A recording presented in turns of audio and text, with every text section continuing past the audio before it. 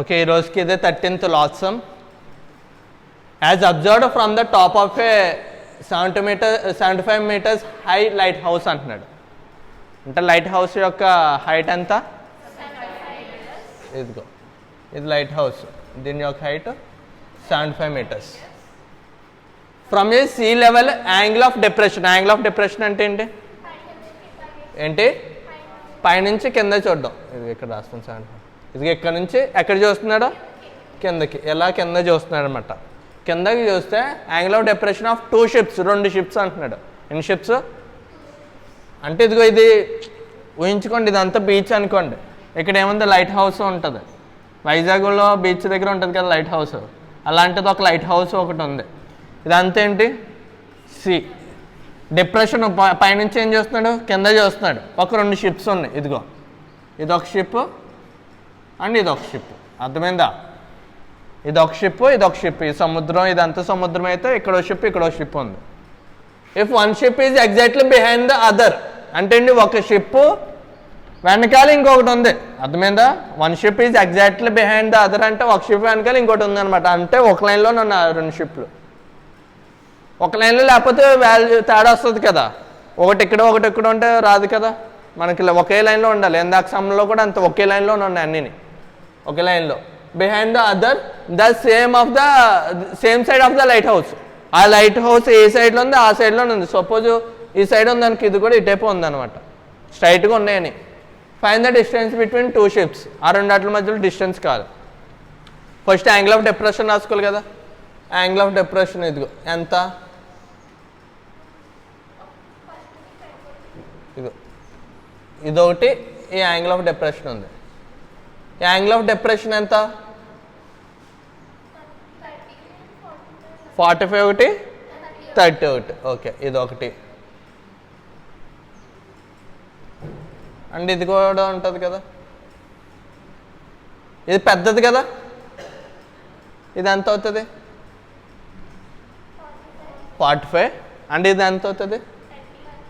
30. అంతేనా? ఇది 45 కదా. ఇదెంత? పెద్దది 40.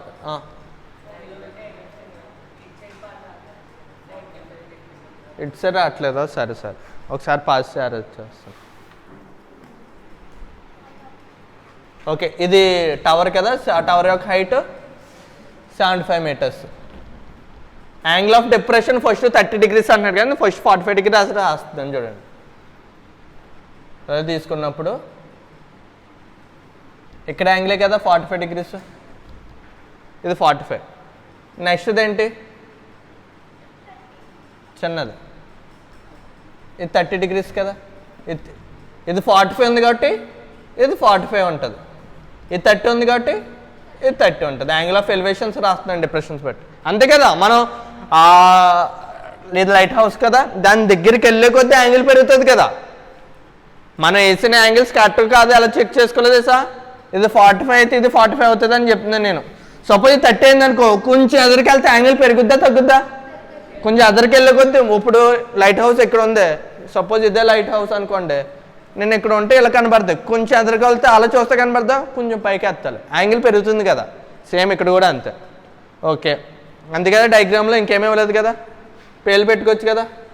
ఏ బి సి డి. వాడి క్వశ్చన్లో ఏం కావాలి? ఎందుకే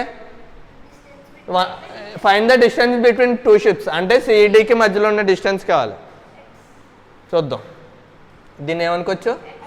ఎక్స్ అనుకోవచ్చు. గివెన్ రాసుకోండి. ఏంటి గివెన్? గివెన్ ఏంటి ఇచ్చాడు కదా. The height of the tower. ఏ టవర్ అది? Light house. The height of the light house, sorry height of the light of the రాసు. The height of the lighthouse. The height of the lighthouse ఎంత? 75 meters. Next the angle of depressions ఇచ్చాడు కదా. First ship second ship కింద రాస్తాను. The angle of depression to the ఇది first ship, ఇది second ship అనుకుందాం. First షిప్కి ఎంత ఎంత 45 degrees అండ్ సెకండ్ షిప్కి ఎంత యాంగిల్ ఆఫ్ డిప్రెషన్ ఎంత. యాక్చువల్గా డిప్రెషన్ అనేది ఇదే. ఫస్ట్ షిప్కి చూసుకునేటప్పుడు ఇది ఎంత అవుతుంది 45 degrees అవుతుంది. సెకండ్ షిప్కి ఏంటి 30 degrees అవుతుంది. అంటే నేను అసలు రాసాను, జస్ట్ ఒక ఐడియా కోసం అంతే మీకు చెప్తున్నాను, రాయాలి కాబట్టి. సెకండ్ షిప్ అర్థమైందా? 45 degrees అండ్ 30 degrees. ఇంకేమైనా ఇచ్చాడా? మనం ఏం ఫైండ్ అవుట్ చేయాలి? అది రాసుకోవాలి కదా. వీ హ్యావ్ టు ఫైండ్, ఏం ఫైండ్ అవుట్ చేయాలి? వీ హ్యావ్ టు ఫైండ్, రాయాలి కదా, ద డిస్టెన్స్ బిట్వీన్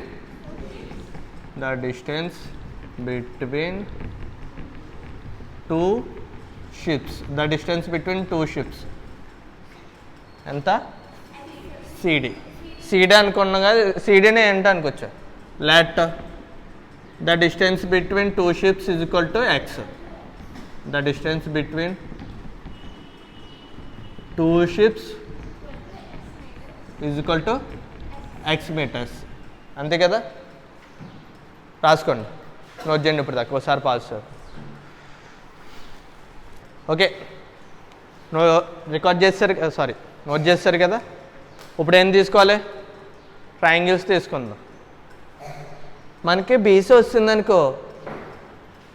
వచ్చిందనుకో, మొత్తం డిస్టెన్స్ నుంచి బీసీ ఫైండ్ తీసేస్తే ఎక్స్ వాల్యూ వచ్చేస్తుందా? వస్తుంది కదా, నోట్ చేద్దాం. ఎలాగో అంత చేయకుండా ఇంక ఈజీగా వస్తుంది, ఎలాగో చెప్తాను. ఫస్ట్ ట్రయాంగిల్ తీసుకుందాం. ఆ ట్రయాంగిల్ ఏంటి?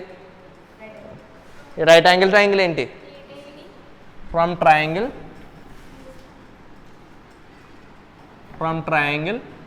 ఏ triangle? ABC. From triangle ABC right angle ఎక్కడ ఉంది? రైట్ యాంగిల్ అట్ బి దగ్గర ఉంది. ఓకే, మనకి ఏముంది? ఆపోజిట్ ఉంది. ఏం కావాలి? బీసీ కావాలి కదా, ఎడ్జెసెంట్ కావాలి. ఆపోజిట్ ఎడ్జెసెంట్ ఉన్నప్పుడు ఏంటి? మీరు గమనిస్తున్నారా? లాస్ట్ 3 to 4 సమ్స్ నుంచి అన్ని ట్యానెల్లే చేస్తున్నాం. 2 ట్రయాంగిల్స్ ఉన్న ప్రతి చోట మ్యాక్సిమం ట్యానెల్ చేస్తాం. ప్రతి దాంట్లో వస్తుంది ట్యాన్, అంటే 2 ట్రయాంగిల్స్ ఒక ట్యాన్ వస్తుంది. కానీ ట్యాన్ చాలా ఇంపార్టెంట్. tan 30, tan 45, tan 60 గుర్తుపెట్టుకోండి బాగా. 1/√3, 1 √3/1. ఓకే, ఏంటి tan θ ఫార్ములా ఏంటి? Opposite by adjacent. Tan angle అంతా ఇక్కడ 45 is equal to AB by BC. నేను tan 45 అన్నప్పుడు ఏం చెప్పాను? ఇది 75 అయితే ఇది కూడా 75 కదా, కానీ చేద్దాం, రైటింగ్లో రాయాలి కాబట్టి చేయాలి. tan 45 వాల్యూ ఎంత? 1/1 is equal to AB is equal to ఎంత?